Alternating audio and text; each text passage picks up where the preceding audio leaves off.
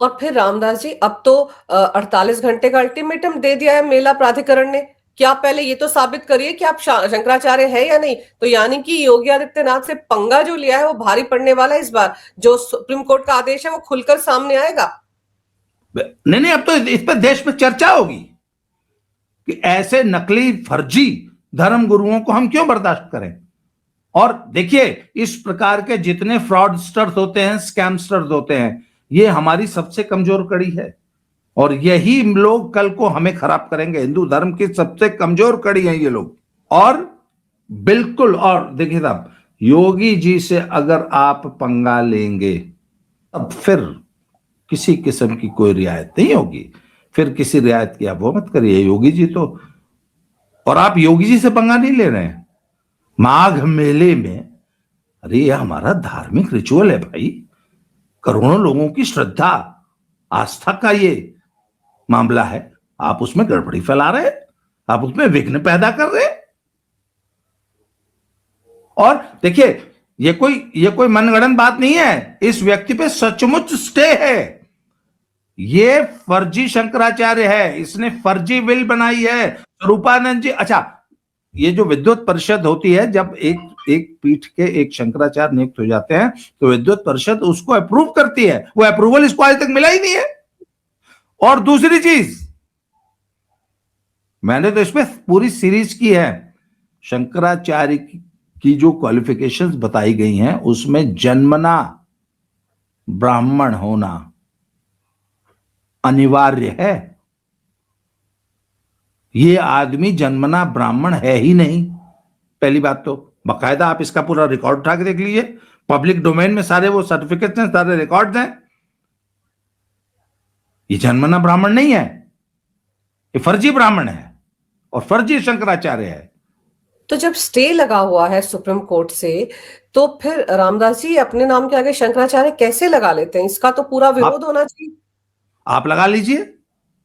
आप महामंडलेश्वर अभी 5 लाख रुपए खर्चा करिए, मैं आपको महामंडलेश्वर की पदवी दिला देता हूं, मात्र 5 लाख में, आइए। तो इसके जैसे पता नहीं कितने फर्जी घूम रहे हैं महामंडलेश्वर और शंकराचार्य बन के। ये जो मामला है, इसमें आप खुद सोचिए, इतने बड़े रथ पर शाही स्नान करने के लिए जाने की जरूरत क्या थी? और जब प्रशासन ने रोक दिया तो उसको माना क्यों नहीं उन्होंने? मतलब ये हर जगह रायता ही फैलाते हैं। ये तो अंबानी के घर और राघव चड्ढा के घर जाने वाले शंकराचार्य बनकर बैठे हुए हैं ना, उस नहीं, जमात पर रामलला के दर्शन करने नहीं गए। हाँ, जहां जाना चाहिए था। रामलला के लेकिन दर्शन करने आज तक नहीं गया ये व्यक्ति। उसको इतनी खोट नजर आती है राम मंदिर में। ये तो समाजवादी पार्टी का कांग्रेसी धर्मगुरु है। ये मुस्लिम परस्त है। ये अपना एजेंडा चला रहा है। ये कांग्रेस और समाजवादी पार्टी के बिके हुए लोग हैं जो कि हिंदुओं को कमजोर करने के लिए ये सिस्टम में घुसे हुए हैं और अपना एजेंडा चला रहे हैं। जी, अभी जो 3 दिन से धरने पर बैठे, उस दौरान भी तो अखिलेश यादव ने फोन करके बोला कि मैं आपसे मिलने आऊंगा और मैं आपके साथ हूं। इसमें नया क्या था? ऐसे लोगों के साथ तो ये जमात खड़ी रहती है। अखिलेश यादव ने जब बनारस में इनको दौड़ा दौड़ा के पिटवाया था तब मिलने आए थे अखिलेश? पूछे कोई? वो पूरा प्रकरण मैं आपके दर्शकों को बता दूं।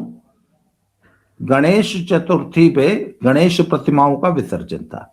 एनजीटी का आदेश आया था कि गणेश प्रतिमाएं या कोई भी प्रतिमा जो कि सिंथेटिक मटेरियल, सिंथेटिक पेंट से बनी होती है, उसको गंगा जी में प्रवाहित न किया जाए। नदी को हमें प्रदूषित नहीं करना है। बड़ी अच्छी बात थी, मैं इससे सहमत हूं।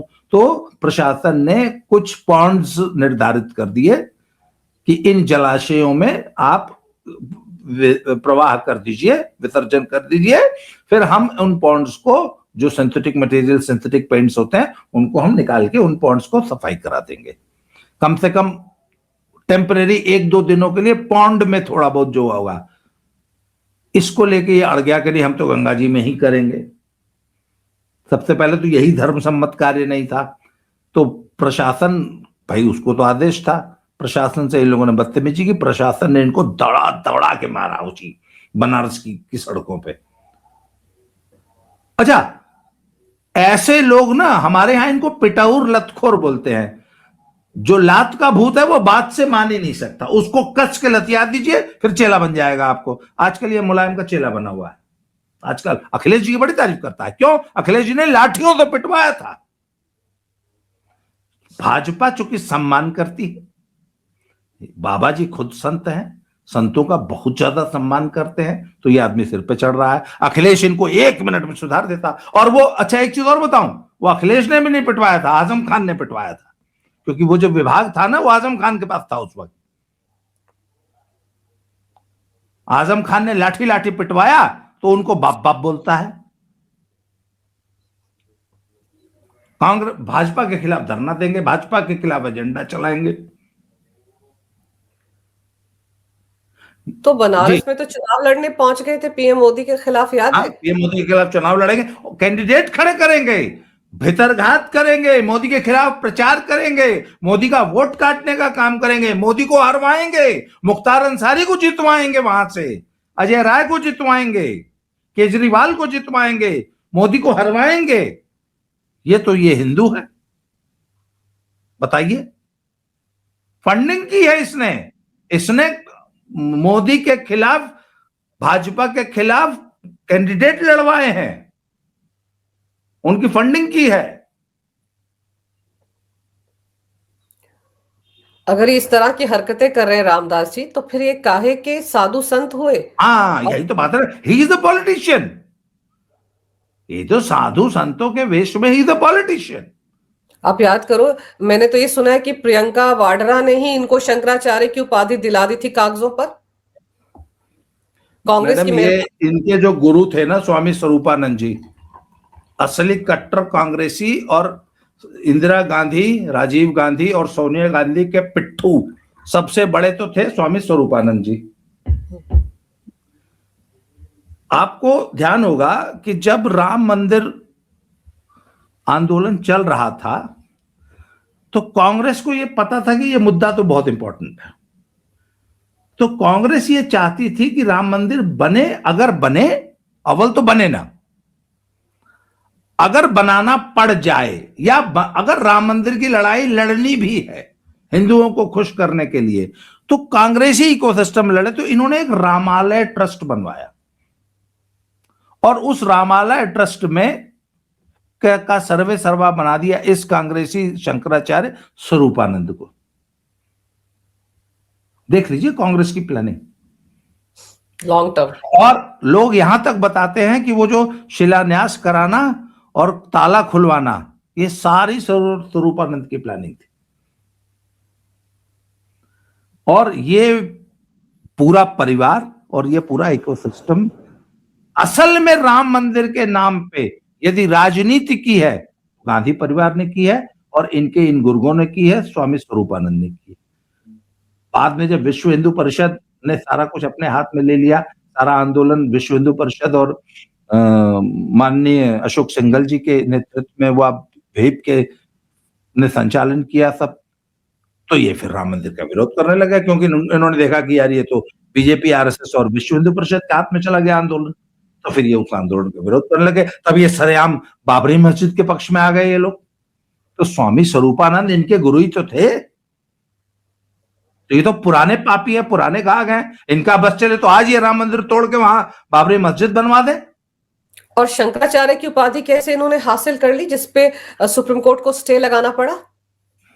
देखिए, बहुत सारे इश्यूज थे, और खुद स्वरूपानंद जी ने इनको, भाई ये स्वरूपानंद जी के प्रमुख शिष्यों में थे, इसमें कोई दो राय नहीं है, परंतु इनकी विधिवत शंकराचार्य के रूप में नियुक्ति नहीं हुई थी, इनकी प्रतिष्ठा नहीं हुई थी वहां पे, उस पे स्टे आ गया था। और बाकी जितने भी जो पीठ हैं, उन्होंने भी इनको शंकराचार्य मानने से इनकार कर दिया। और जो शंकराचार्य की जो अर्हताएं हैं, जो क्वालिफिकेशंस हैं, उसमें ये, इसमें सबसे बड़ा तो इनके सवाल यही आ गया था कि ये जन्मना ब्राह्मण नहीं है, तो पहली ही डिस्क्वालीफाई हो जाते हैं ये, तो पहली बेसिक शर्त है उसी में। तो इसने ब्राह्मण होने का फर्जी सर्टिफिकेट बनवाया, तो लोगों ने इसके पुराने, ये ओबीसी है कोई, मैंने फेसबुक पे इसके खिलाफ कम से कम 20 पोस्टें लिखी थी, इसको पूरा एक्सपोज किया था, मैंने वो सारे डॉक्यूमेंट्स वगैरह शेयर किए थे, मुझे ढूंढना पड़ेगा, मैं आपके दर्शकों को दिखा दूंगा।